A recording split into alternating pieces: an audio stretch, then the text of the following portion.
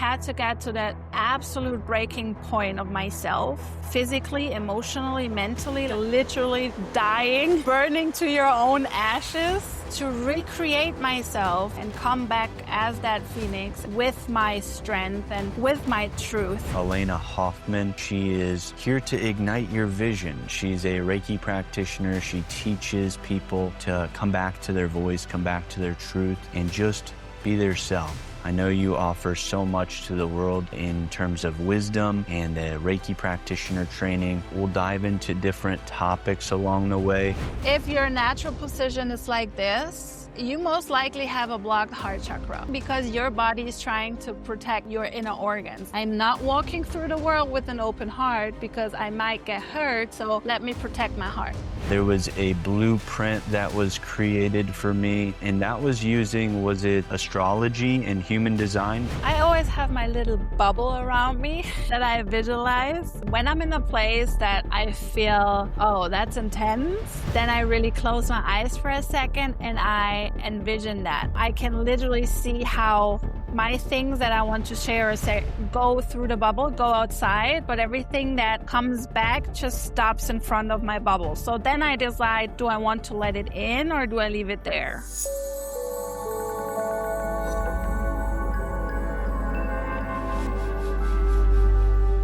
Welcome to the Mind, Body, Spirit podcast. I'm here with Elena Hofmann. She is here to ignite your vision. She's a Reiki practitioner. She teaches people to come back to their voice, come back to their truth, and just be their self. So thank you so much for being here. I know you offer so much to the world in terms of wisdom and Reiki practitioner training. So thank you so much for being here. Thank you so much, Tim, for inviting me and for letting me a part of this beautiful creation of yours and share some more nuggets today. Absolutely. And I want to dive into some of the Reiki practitioner training, a little bit of your journey. We'll dive into different topics along the way. There was a blueprint that was created for me, and that was using, it was with astrology and human design, correct? Yes, as well, yeah. And I'd love to dive into that. But if you want to tell us just a little bit about maybe your awakening journey, and then we can dive into those topics just naturally. Yeah. I'm always like, where to start from the beginning, but it's been 34 years, so Go into as much detail as you want. If that's the whole podcast, that's okay too. That's quite some time, but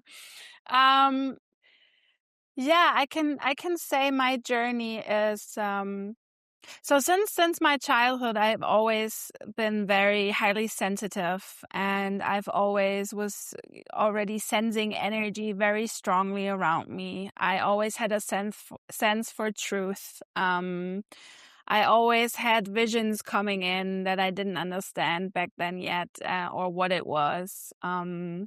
My mom told me when I was a little girl already, you have healing hands, because I always put my hands on her belly when she had like tummy problems, and she always said it's so warm and like you have healing hands. She immediately felt better.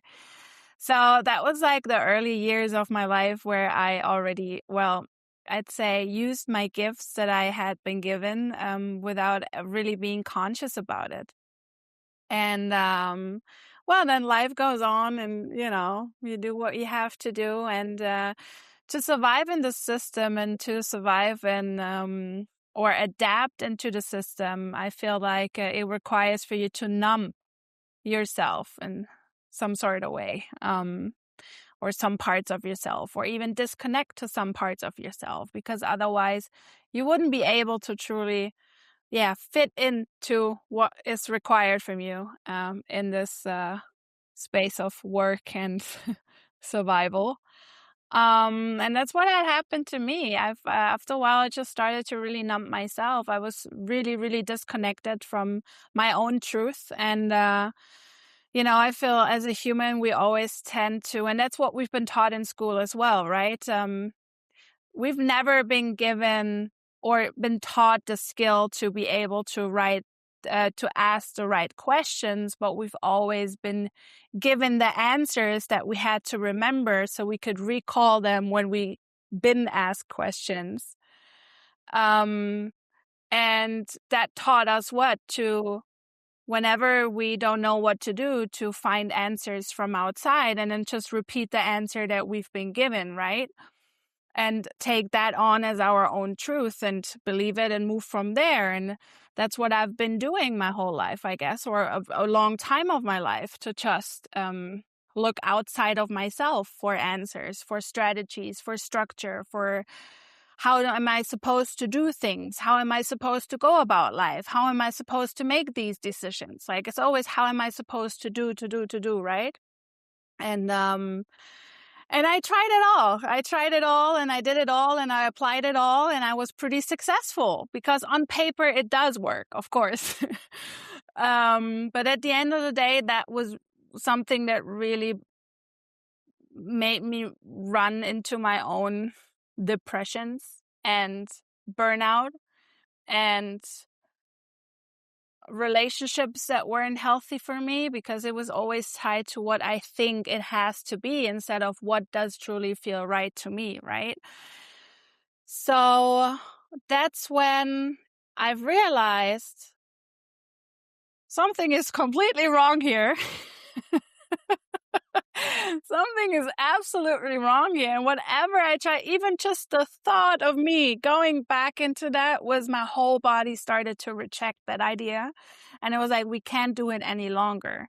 And the fun fact was, even though I was so disconnected, I could always hear my inner voice still, that I've tried to ignore for so long, because it meant for me I had to change something. But that change was so scary, that death, right? And that ending of something was so scary that I was trying to push it as far away as I could from me. And I was like, you can do it. You can do it. All good. You got it. You got it. Until your body speaks and your body says, no, you're not listening. So now I have to make a cut here. And that was basically really, truly my awakening. I feel like I had to get to that absolute breaking point of myself, physically, emotionally, mentally, like that true Scorpio dying, like literally dying, burning to your own ashes, to recreate myself and come back as that phoenix, and with my strength and with my truth and with my gifts and my full acceptance. And I understood a very essential thing, and that is that one size fit all is not for me. And I have my own ways, and I need to learn to trust those ways. I need to learn to trust those instincts. I need to learn to trust this voice and understand that what works for me doesn't work for you, and maybe the other way around, and it is okay. I don't have to feel bad if some things come to me more easily, naturally, than for other people, for example. And I feel like sometimes we want to create the struggle because we feel we are in debt, or we owe something to other people that are still struggling, or that have that still hard work mentality to prove, yes, I'm worth it too. So there was a whole shift for me of like, what truly helps me? What is truly there for me that always guides me on my path, that always brings me back in alignment, that always brings me back into my truth, and that allows me to create that wonderful life that I have right now. And it's been for me creating or having this conscious self-awareness, being able to understand who I am truly in my essence, in my energy, my skills, what I'm good at, my shadows, everything about me, but also being able to reflect that in a way that I can create my own structure and strategy for my life and my business, that it really flows and it keeps flowing. And therefore, I keep walking on a path. And this is like, I think that's the thing. It finally, my life and my creations finally truly feel like me. It doesn't feel like somebody else's, which my whole life felt like, yes, I'm living my life, but it doesn't feel like my life. The decisions I've been making, I've made them for other people, not for myself. The strategies I've been using, I've used them that work for other people, but not a strategy that really came from me. The answers I found weren't mine. They came from other people. So now it finally feels like mine. And that is the whole idea. And that is the whole essence of Vision Ignited and Ignite Your Vision, that I really want to give that learning, that experience to other people and really help them to understand that the only real strategy you need in life is to have such self-awareness, not in a sense that you know a lot and you stay in your head, but self-awareness in a way of what works for me personally, only for me. And from that point, I create my life, and you can create your life, and there's no limits to it. The only obstacles or the moments when it gets really hard is when you try to put on a shoe that doesn't fit you, just because other people are walking in it. And yeah, and with that saying that, I use Reiki as well as a tool, and that's what I've been teaching in the Reiki trainings as well, to use that for yourself to, well, get in touch with your own energy, understand your own energy, understand your own flow, understand yourself, your voice, your power, listen to your truth, face yourself, sit with yourself, and let it come from within rather than from without. And use it as a tool that grounds you and it always brings you back to that oneness within you. So yeah, that's about it. It's a beautiful journey because a lot of people are on the same journey where they go through these struggles of trying to conform to a society that just wants workers, that just wants people that do, and do. And oftentimes it's not what we want to do. It's like we're playing a role in a film that we're the backup actor. And yet we're the director, we're the main actor, and we Yes. don't even realize it until maybe the end of the film, until the awakening occurs, and then you realize, oh my gosh, I can create my life. I can Yeah. actually do things that bring me joy, that allow me to radiate my love and my light and that divine power. And I'm just wondering, it sounds like awareness is a key step in that process. How would you define awareness? And then what would be that next step that can shift people out of the mental frameworks of, okay, I understand my patterns, into, okay, I'm actually doing something different, or I'm being a different version of myself, Yeah. such as embodiment or integration. Yeah. That's actually a really good question. Over the last weeks, I have been interviewing a lot of people, a lot of creators and artists and soulpreneurs, under Vision Ignited, because I really want to capture that creation process and collect some data in there as well. And one key point that everybody in there had in common was presence. Self-awareness is pure presence. And what does that mean? It means to be right now, right here. Not your mind taking you 10 steps ahead into the future or 20 steps back based on assumptions of your past, but staying right here. And even saying that by just starting to walk. Instead of sitting there and collecting the data and trying to understand it and being everywhere but here, and like being here and taking the steps from here. Small, tiny steps that help you and on which or where your path actually starts occurring by itself. And walking in on that path, taking these small steps in the here and now, what it also means is being fully present in your body and trusting what your body is signaling you, and telling you. and trusting that even more than some of the narratives or beliefs and thoughts that your mind is trying to talk you out of, right?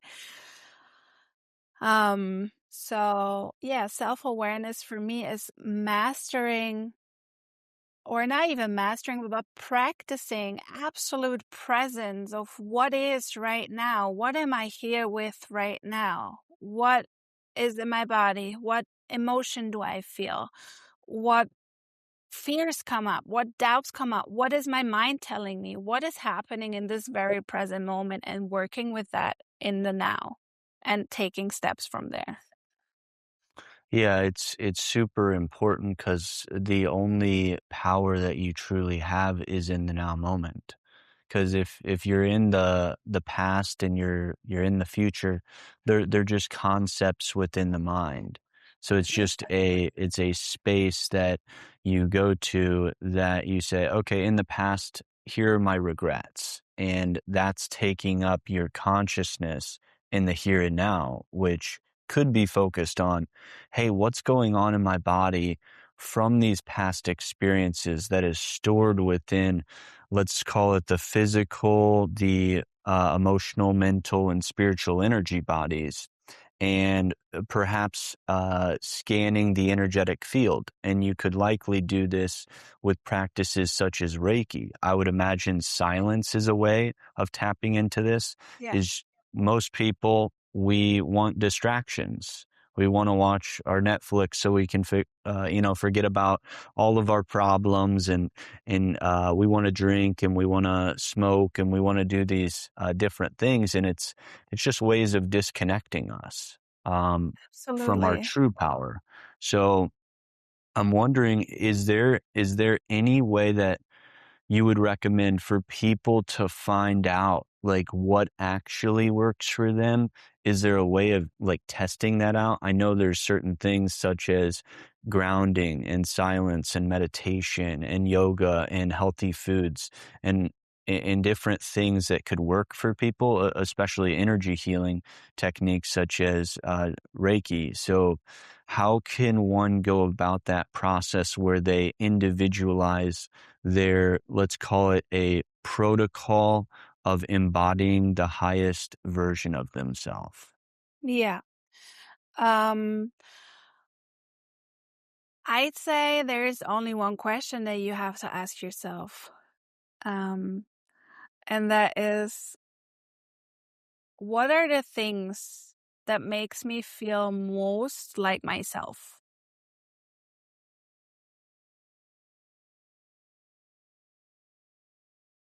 Wow, that's profound.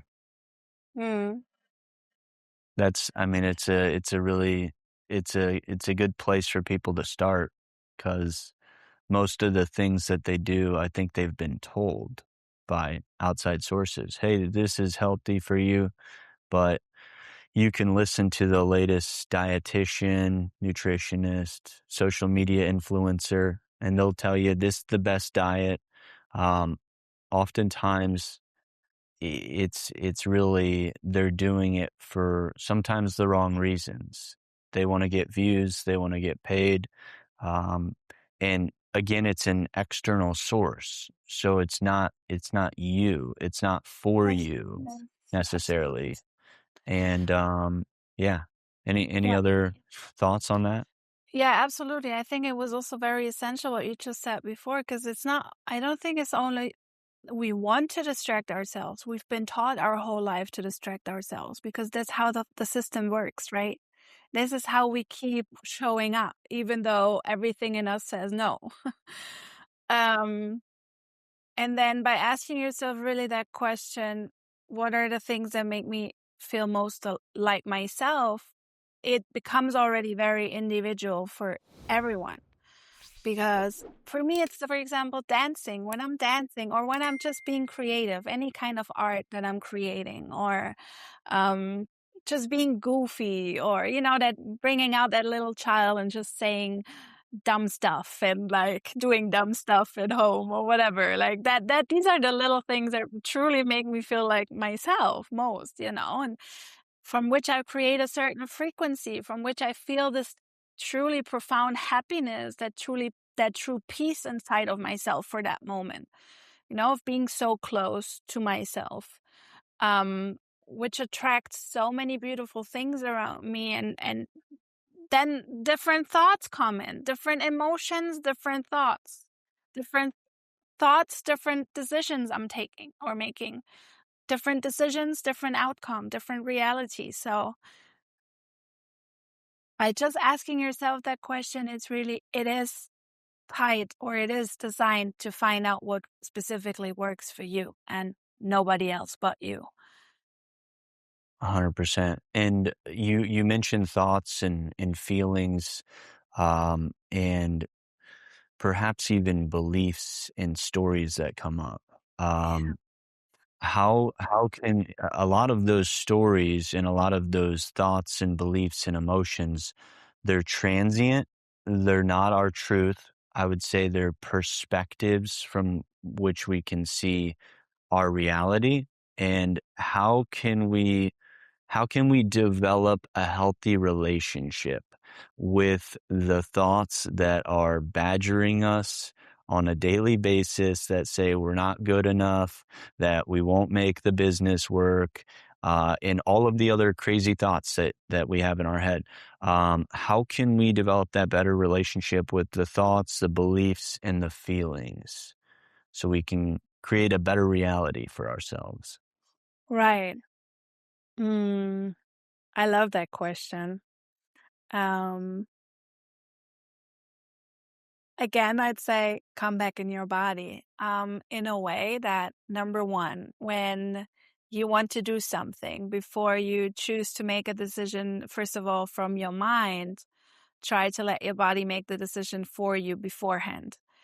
And then next, develop that self-trust in that as well, or train it. It's like training a muscle, right? You won't master it from the start and maybe not believe it from the start, and that's fine. But the more you choose to listen to it and you see a different result, you will train that muscle, and you will trust it even more. So when you come in your body and you listen to that and you have the answer there, and you still see, oh, my mind is competing with my body. My mind is saying no, my body is saying yes. Now you understand what your mind is telling you, and you can choose to respond differently to the thought that already is there. Because you have that reconfirmation through your body, right? If you choose to trust it.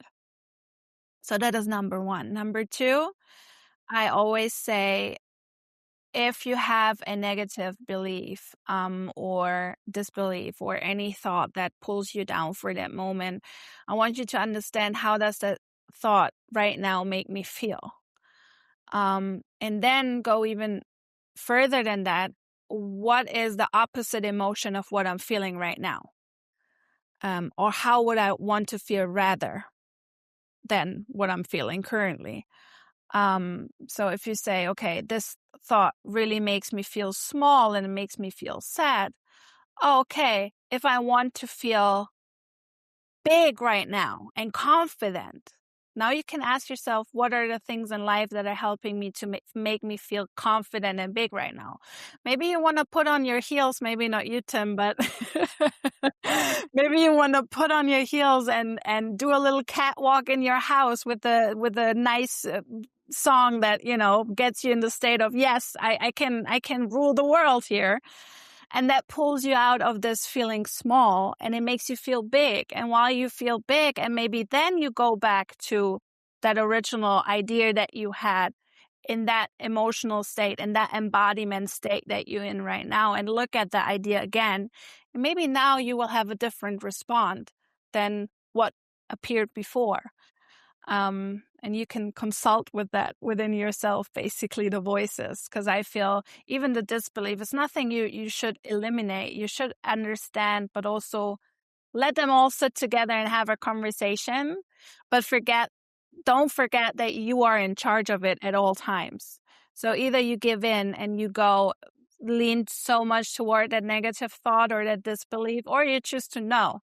I understand you're there for a reason, but hold up, let me check myself real quick, and then we're going to have a proper conversation about it. So we make a decision that suits all of us within ourselves, all the voices, the whole team in there. And nobody is just taking the decision again from me, because I understand I am in my power at all times. 100%.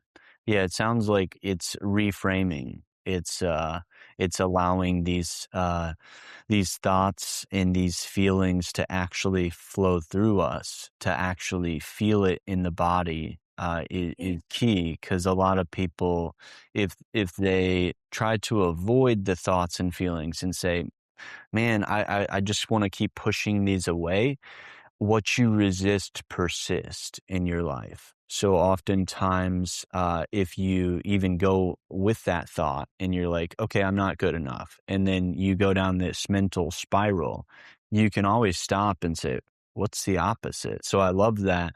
And even if they can't produce the opposite, it's, hey, what would bring me back to a neutral position? And maybe it's not a complete shift, but it's like, "Hey, what could bring me back to just the middle?" Neutral. Or Yeah. maybe I'm not in this expansive, but maybe I'm at, like, just a little bit expanded and just, maybe right in your comfort zone, and then maybe that allows them to kinda shift into this expansive zone. So I really love that, and I think the audience is going to get a lot out of that as these crazy thoughts and emotions start to flow through them, and how to process those effectively. So that's amazing. And I mean, also, sorry, also to add at the end there, I mean, Reiki there is also a tool, of course, but it's something that you would have to learn before, right? So I was just going for something that is accessible for anyone if you know Reiki or don't know Reiki. But if you practice Reiki again, there's also a tool that helps you with it because it works on your 5 koshas, on your bodies, and it influences that. And maybe you realize, oh, that thought comes from that muscle that is tight here in my hip, like, and once you solve it on the physical level as well, oh, look, that thought just disappeared. 'Cause Yeah, that's amazing. Could you take us through, I'm sure a lot of people have heard about Reiki. Is there any type of practice that you could kind of take us through right now that could take us through a little bit of Reiki, or just some underlying principles of Reiki that you would like to teach people? And if they're even interested in that practitioner training, they can definitely check out your work. I think the beauty about Reiki is exactly that. I always say Reiki is something that can't be taught. It can only be experienced. And that is the thing. When it comes to us, how we learn, how we want to learn, how we think we have to learn and, you know, um, gain knowledge in things. It's not about perfection in there. It's not about I have to know it all. It's really about taking these steps slowly, steady, consistently, and practicing and practicing and practicing and practicing. That makes you, I always say it's like a tube cleanser in a way. So our chakra system, right, is like a tube. And if there's something blocked, it manifests in our body, but also the energy can't flow. Our life force energy can't flow freely. And Reiki really works as a tube cleanser in a way. That through steady and consistent practice, you open up this channel again. You dissolve the blockages on an emotional level, on a mental level, on a physical level, on a spiritual level, on an energetical level. And it's all influencing each other. And it's really that it teaches you this self awareness by being able to just observe what is happening without navigating any of that. And it is the biggest challenge for any of my students. It's so interesting without navigating that from the mind. About, oh, did I do it? Is that the right hand position? And you sit there and it's like, and that don't even matter because the energy works regardless, right? But to just take yourself out of this, perfectionism, mind focus, way of navigating life and navigating yourself. That is really what Reiki teaches you, to get out of this, to surrender fully into the practice. No control in there, no ego in there, because it's not about you. When you practice Reiki, it's never about you. It's about the energy that's been flowing through you. And you're not here to manipulate it with your thoughts or your ego.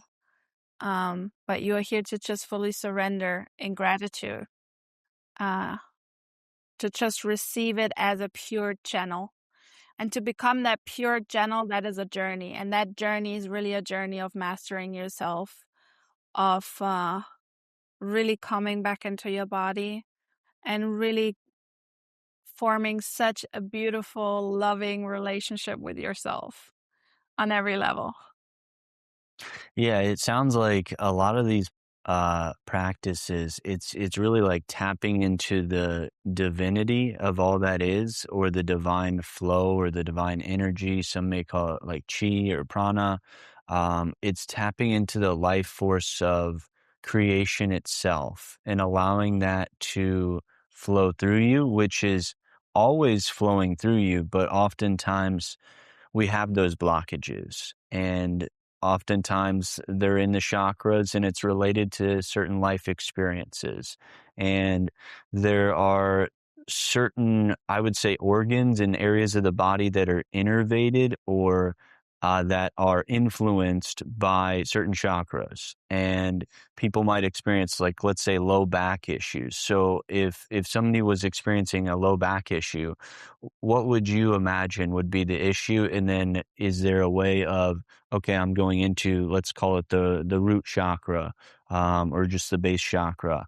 And are you just scanning that particular area of the body, as well as the energetic systems, or are you doing like a full system scan? And if you want to take us through something like that, so you can kind of show people how that looks. I don't know how that's going to look on film, so that's up to your discretion if you want to do that. So you've got it from here. Feel free to take us wherever you want with that. um, yeah, I scan. So, do you have lower back pain currently? Because you I do addressed not. it. No, I do not, okay. but All right. that's my common example, and Yeah. it's usually related to, I would imagine, like, maybe they don't feel supported. It could be a host of different things, but yeah, just for the audience to kind of look at certain things and be like, okay, I'm having issues with the kidney, and then Yeah. they could look up what chakra is, Yeah. Yeah. is this under, and then they can do a scan. And simply, everybody can do Yeah. this. I would Yeah. imagine, Yeah. if you want to take us through, Sure. if you're Yeah. comfortable with that, Sure. and Sure. if you wanna scan my field, that's perfectly okay, and then and you can see if anything is off, and we can kind of promote the Reiki training here. Just because I would actually love to take a course with you on that Reiki practitioner training. I think it would be very helpful. So I will definitely inquire about your services after this, and Love that. we'll kind of go from there.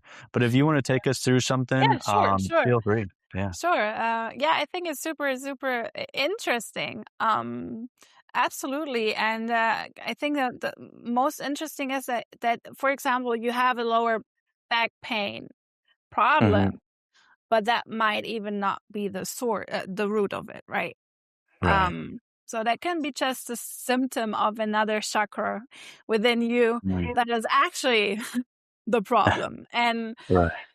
um, let's say, for example, so the lower chakras are always in exchange with the upper chakras. And when energy moves, like, energy cannot get more or less, it's just transforming, right? And if there is a lower chakra issue, let's put it that, then the energy mostly moved upward and the other way around. So it's always like the balance between the lowers and the upper chakras. And the heart chakra, as I always say, builds the bridge. So this is what a huge root is in many people that the heart chakra is blocked. You can see that super easy. You can even check yourself in your body position, because I go to the side for a second. If your natural position is like this, then you most likely have a blocked heart chakra. Why? Because your body is trying to protect your inner organs. That means I have to protect myself. I'm not walking through the world with an open heart because I might get hurt. So let me protect my heart. Right? So that's something, for example, when you see people like this, and it's funny because our heart chakra is what? It is our hands, right? It's our hands is what? It's touching each other. It's our connection with the world, with ourselves. That's why a lot of people eat with the hands to see, do I feel connected to the food that I'm putting in right now? Is that food actually good for me, right? So I'd say 9 out of 10 really have a disconnection from the heart chakra. And that connection, because then I think also that, events like COVID, where we get so disconnected from each other, just think about how often do you actually hug someone right now in your daily life, or hold hands, or It's yeah. It's only occasionally with my significant other. That's about it. Or if I'm meeting someone. So that's usually the only times. But yeah, COVID definitely threw a wrench in that. They're like, stay 6 feet away. yeah, And and yeah, so it disconnected us. Yeah. absolutely. And this is really in the sense of touch is what heals us there a lot. So yeah, and because there's the bridge is already blocked, it's sometimes not so easy to, you know, let your own energy without any support move from upper to lower chakra, because this is the channel for you. Everything that happens down there, it has to move through your heart to bring you up into your higher consciousness, but also your expression, letting things out, speaking your truth, standing in your truth, allowing to follow your intuition, allowing to be connected, and allowing to any information that comes in that will be while you're connected to really flow through your body, so it can manifest through your root in your life what you're creating there in the physical world. So, and that's connected to, so our heart is connected to, of course, our arms are, what's that called in English? The Thymus? thymus? Yeah, Thymus? thymus? Yeah. Yes. Yeah. So thymus, the heart, but also our lungs, right? Upper back, lungs. Lungs also strongly connected, of course, to our nose, and if we're congested there, or smell, which is interesting because, so I'm just sharing a little bit of the chakra connection, how it influences each other, because the nose is strongly connected to our root chakra. Mm. We can smell danger, right? We can smell what's Mhm. good for us or not. But, well, what happened during COVID when you lose your smell? Mm. Uh-oh. You lost the power to make decision in what is safe for me and what is not. And that's why a lot of people got programmed into the vaccination and following the rules, and let's play with the fear, because your nose is tricking you. Even artificial smells, all the things, the pollution, all the things that are influencing our sense of smell, disconnected us from our ability to trust in knowing what is safe for us, what is right for us, and what is not. Which is, and that's the bridge to there, is always the root, heart, and then the third eye. They're Mm. strongly connected with each other, for example. Oh. So there's so much more. I can go so much deeper into this topic, but now you get a little bit of sense on how strongly it is actually connected. And that, yeah, if you have a disconnected root chakra, you might even have a lot of problems with your nose, which is so weird, because you would think my nose is so far away from my root chakra. Like, what Yeah. the? Right. Yeah. I'd imagine it gets pretty complicated and everything like that. When you're like scanning, is it you'll notice a particular energy blockage, and then it's just bringing that Reiki energy, um, the divine energy of all that is, and just allowing that to flow through these areas? Is it they're consciously like focusing on, okay, let me just let go of this blockage? So it's maybe a little back and forth. Is that kind of what it would look like?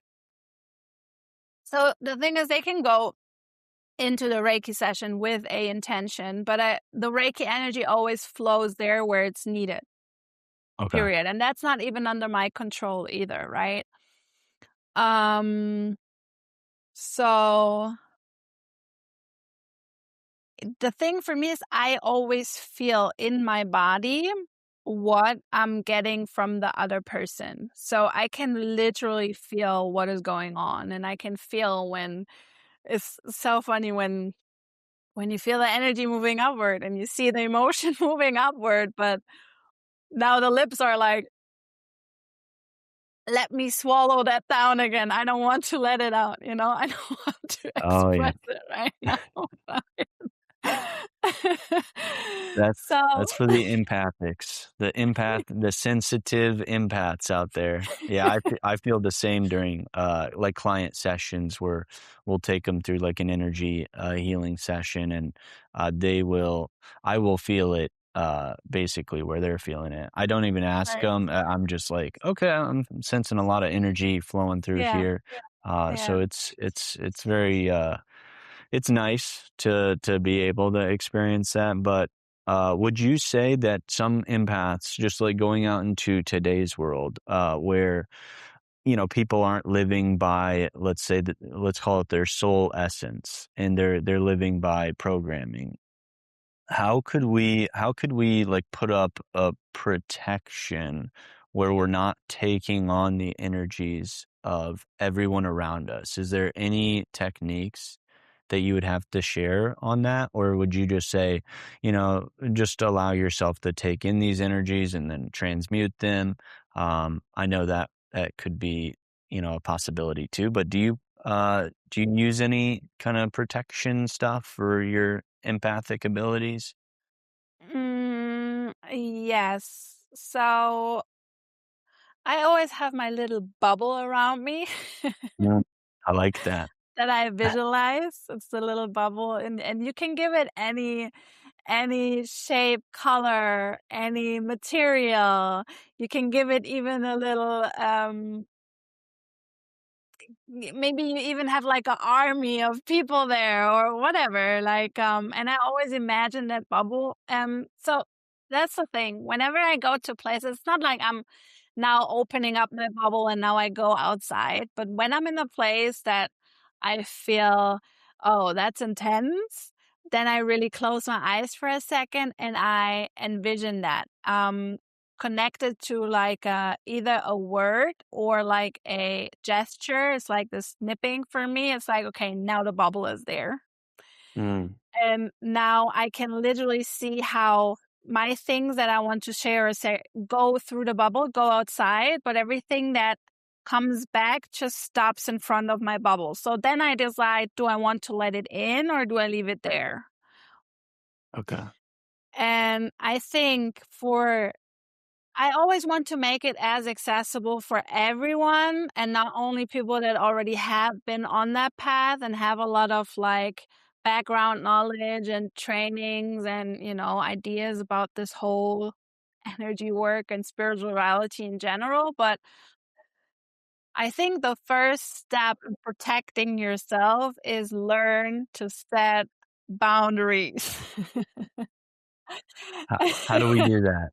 How do we do that? Because that seems like, uh, I would imagine within the boundaries context, there's that people say yes when really their body's like, nope, I don't want to Nope. do that, or the opposite. And then just Yeah. kind of maybe sharing too much would even be one of those. Yeah. But if you want to take us through, like, what boundaries means, and really what that entails for us, and how we can kind of go against that, and then Yeah. how we can protect our boundaries, and how we can establish good energetic boundaries. I love to ask myself, I think that's a good way to go about it, is I love to ask myself the one question, and that is because I love to ask questions. I always say your life mastery consists of asking the right questions. um, the question that I'm asking myself is, what do I need right now? Period. Or what do I need right now to feel balanced again? Um, and boundaries doesn't always have to involve the other person. So it's not always like I tell you what you're not supposed to do, or I tell you stop here, or I'm giving that back to you. But it's like, okay, let's say you are at a event and there's a lot of things going on and a lot of people talking, and it's just after a while, I think you can relate. After a while, it's just like you feel like this noise is taking over and it's just so much input and overload. Is like, oof, it's too much. Okay, what do I need right now? Let me step outside for 5 to 10 minutes, and I'm not telling anyone where I'm going. I'm not saying, hey, I'm going outside for 5 minutes. I'm just going. And disappear for a little bit and take a couple of deep breaths and just maybe ground myself real quick. Maybe even take my shoes off, be on the ground for a moment and just let go of the whole noise. And when I feel centered again, I go back inside, for example. Um, Being brave in conversations or when people approach you, it's even like things like sometimes I have a me day. I have a day that I really dedicate to myself, where I go outside and I really don't want to be involved with anyone else. I don't want to talk to people. I don't want to be in other people's energy, nor think about other people. I just want to really be with myself. And when I go to a cafe and somebody approaches me, for example, and you happen to have the small talk, it's really about saying, I'm sorry, I'm having a day to myself today. I am not in the mood right now to have a conversation. Thank you so much. So it's really, I feel dedicating that boundary is more of like a dedication to yourself and your needs and your way of loving yourself, to always be aware of what is it that I really need, and then really truly stand firm in that, and then either communicate it or find out what action that you can take right now for yourself is helping you in that very moment, to protect that energy for you. Because what happens if your plan is to have a day off because you really need it and you end up talking with a stranger for an hour? And I'm not saying maybe it's a nice conversation, but at the end of the day, it's energy exchange again. 100%. Yeah, So, that's a good way to establish those boundaries. And then the last part I wanted to get into is using the astrology and the human design. Is Could we kind of just dive into that a little bit? I know there was a personal reading. If we want to dive into that, we can. And if you have any questions, just for me, feel free to ask, and then we'll keep this a beautiful conversation here. yeah. I think I what I would really love, because you said when I sent you your energetic blueprint, you said, "Oh, it seems like I'm doing everything how I'm supposed to do it, or I'm already on the right path." And I think that is so valuable, um, and so beautiful, because that's exactly what it's about. Can you, or do you want to share how it was to have this confirmation for yourself, and maybe if you found something in there that you're pretty aware of, but you're like, oh yeah, I need a little bit more practice in that still to trust it and to really move more into that? Yeah, it just brought up feelings that, okay, I am on the right path. I'm just naturally doing the things that are right for my blueprint, for my soul blueprint, um, just naturally, and not asking the world, hey, what do I need to do? and like what path should I follow? It's like I'm just following the intuition and the inner guidance as to where I'm heading, and not really thinking of it as what's my destination, but seeing it as a journey of just gradually letting go some of the lessons involved there and what I'm here to create. And I'm really just here to create communities that can heal and grow and evolve together.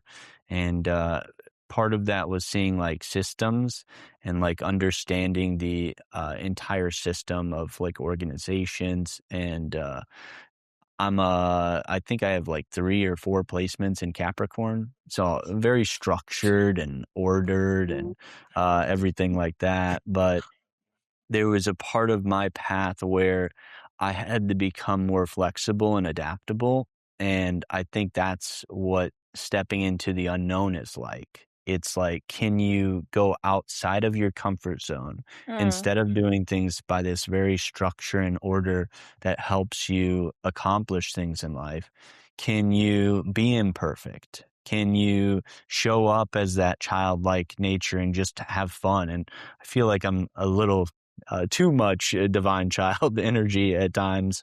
Uh, but I'll rephrase that. There's not never too much of that. It's just you being you. And if people want to judge you for being too childlike, that's okay.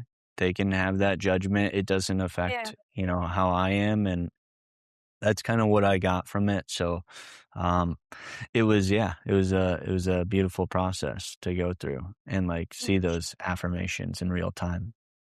I love that. Yeah. And I really, I thought it was so interesting also to see how you also work in cycles and to trust those cycles that you are in. Exactly that, well, consistency and kind of inconsistency, but still with the structure, you know? 100%. Yeah. It So, was that, what they called like, um, they seem to be opposites, but they work together, and that's yes. like the blueprint there. Yeah. Uh, Yeah. so so Amazing. yeah, it's amazing, but yeah, like what's your blueprint? If you mind sharing, and did you find it resonated with your path and what you've been doing? Um, Absolutely. I think for me it was a very much a confirmation. Of course, with my Scorpio stellium and all that, I know already, and also with my Chiron, like I know the path that I'm on, that I am here to transform and to help to transform, and I'm here for the deep stuff. And and I think it was for me just really interesting also with my reflector energy that is not the generator energy of I am super consistent and I'm doing the same thing every day and I'm keep doing it and I'm just keep producing and producing and producing. It's not me, not me, and not to be, not me. And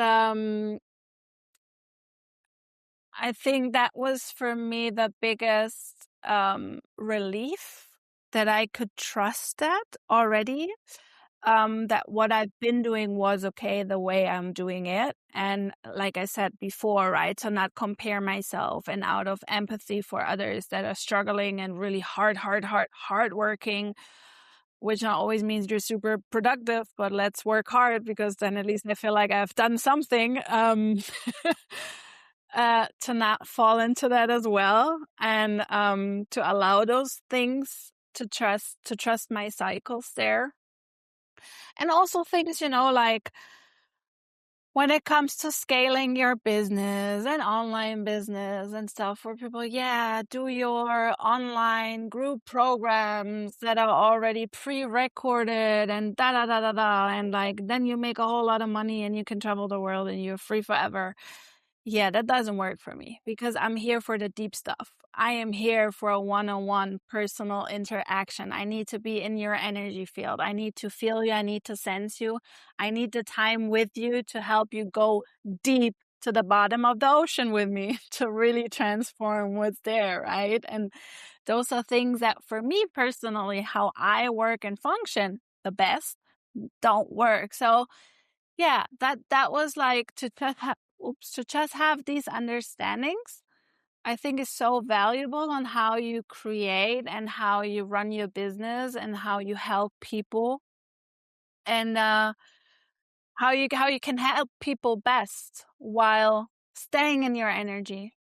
Keep creating with joy, not force. Keep creating from alignment, not force, and have the biggest resonance. So 100%. yeah. Yeah. And do you have any kind of last thoughts for the audience right now of things that you would like to leave them with? Yes. One sentence.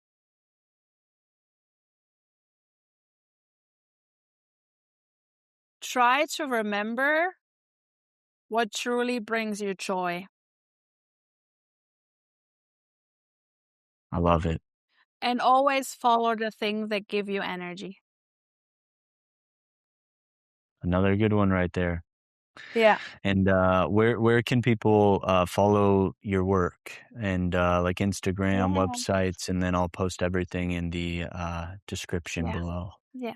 If you would like to connect and um follow follow my journey more, and all the things that the crazy things that I'm doing, then Instagram. It's Elena_ignites.